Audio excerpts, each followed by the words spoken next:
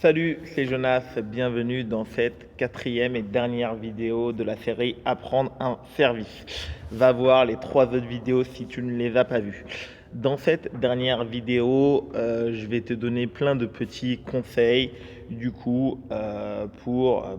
est toujours lié au service. Et alors, la première chose, le premier élément que je veux te transmettre, c'est que il existe au tennis de table une très forte inégalité de l'efficacité des services selon le niveau de jeu. Alors, je vais rentrer dans le détail. Qu'est-ce que je veux dire par là? Je veux dire que si tu es 5, si tu débutes au tennis de table,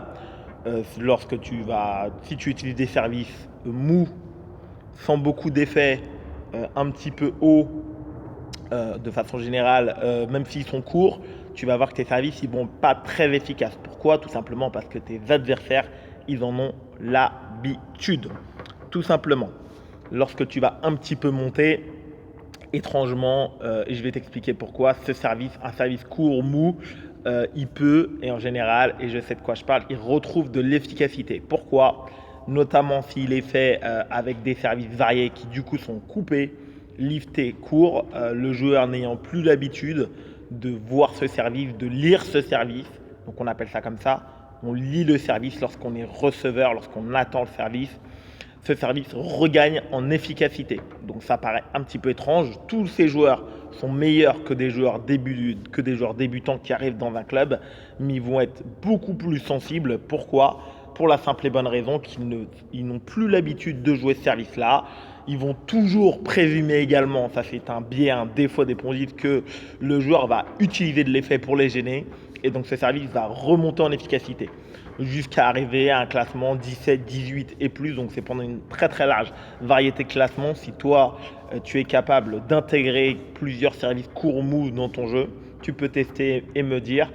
Tu te rendras compte que ces services, il gagne en efficacité, que les joueurs en général le remettent pas extrêmement bien, malgré le fait qu'il n'y ait pas d'effet dans ce service et qu'on joue principalement sur le placement, la hauteur et la variation évidemment avec ces autres services. Donc ça c'est le premier élément, l'inégalité des services. Donc parfois, la deuxième chose que je voulais te dire, le deuxième élément, c'est toujours en rapport, c'est que en tant que pongiste, on réagit en tant que receveur très très très mal à l'inattendu. Donc l'une des meilleures façons de surprendre son adversaire, c'est d'utiliser des services que les joueurs utilisent peu. Par exemple, le service marteau est un service qui est sous-utilisé au tennis de table. Donc je peux te garantir que si tu utilises le service marteau de façon courante ou de façon anecdotique, tu risques d'avoir des très bons résultats parce que les joueurs, comme ils le voient très très peu souvent, quand on voit très peu un service, on a tendance à mal réagir. On ne connaît pas la trajectoire, on a un petit peu de doute sur la quantité d'effet latéral, voire même sur est-ce que le service, lorsqu'il est touché, est-ce qu'il est coupé ou il est lifté. Donc, ce qui occasionne un peu plus de fautes directes. Le troisième élément que je vais te donner, c'est plutôt trois façons simples de rendre un service unique. Tu peux les utiliser ensemble, mais si tu es débutant, donc dans un premier temps, tu en utilises un, et puis après, si tu es un petit peu plus fort, tu peux en utiliser deux, voire les trois à la fois, comme moi je le fais. Donc trois façons simples de rendre un service extrêmement classique unique. Le premier élément, ça va être ton lancer.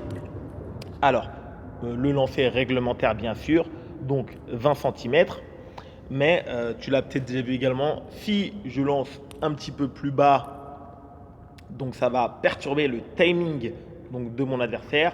Si je lance un petit peu plus haut également. Ce qui est assez intéressant, c'est par exemple d'avoir un service où tu lances la balle très très haut, donc c'est beaucoup plus dur de bien contrôler la balle, notamment de servir court en lançant la balle très très haut. Par contre, tu vas fixer ton adversaire. Donc ça, c'est le premier moyen de rendre un service unique. Je suis dans la même position que d'habitude. Par contre, je vais faire un lancer extrêmement haut et du coup, je vais par exemple servir rapide. L'adversaire, il va, au lieu d'avoir une seconde entre mon lancer et le moment où il doit jouer, il va avoir 3-4 secondes. Donc là, il va peut-être se relâcher, il va perdre sa concentration. Donc ça, c'est la première façon de rendre un service complètement unique, le lancer de balle. Je lance très haut, Et je l'ai raté. Je lance très haut et j'exécute le service. La deuxième façon de rendre un service unique, ça va être de ton positionnement sur la table. Euh, donc là, j'ai servi de façon extrêmement classique du coup un revers avec le service latéral. Maintenant, je vais me déporter un petit peu. Je vais servir du milieu de table, donc ça va être exactement le même service.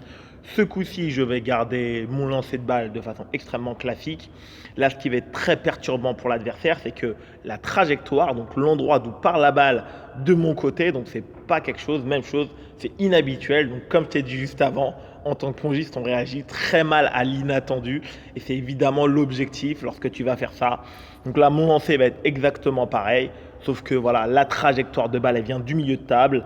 Deuxièmement, comme je me suis ouvert également un petit peu plus la zone coup droit, c'est pas évident parce qu'il ne faut pas le rater, parce que c'est la zone coup droit, donc le joueur il va forcément top-spinner, mais donc il a toujours l'incertitude de placement évidemment qui grandit vers sa zone coup droit. Donc ce coup-ci, hop, ce coup-ci, voilà, j'ai fait un lancer tout à fait classique, mais là, la créativité de mon service réside dans mon positionnement. Ensuite, je lance, j'exécute mon service. Le troisième élément que je vais te donner pour rendre un service unique, c'est tout simplement, là ça va être le placement du service en soi, c'est de servir sur le petit côté. Pourquoi? Parce qu'en fait c'est une zone où on ne s'entraîne pas au tennis de table, quasiment 0,01% du temps. On a des séquences de jeu, on joue, on s'entraîne majoritairement avec le coup droit, avec le revers dans la profondeur parce que 80-90% des balles vont en profondeur.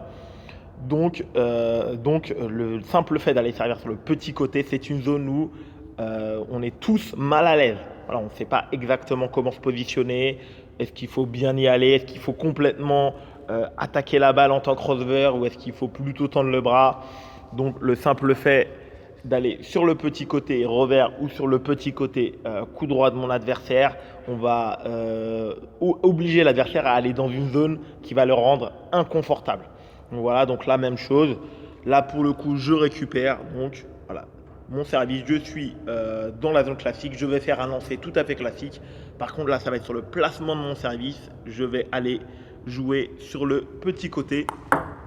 Donc là, je vais un petit peu amortir la balle. Je vais utiliser l'effet latéral. Et donc voilà, donc je vais rendre la remise de service un petit peu inconfortable.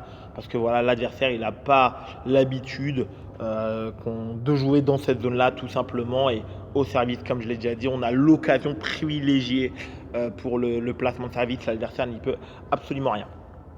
Le dernier élément que je veux te communiquer, pour devenir vraiment un excellent serveur, c'est que tu dois complètement rentrer dans la tête de ton adversaire.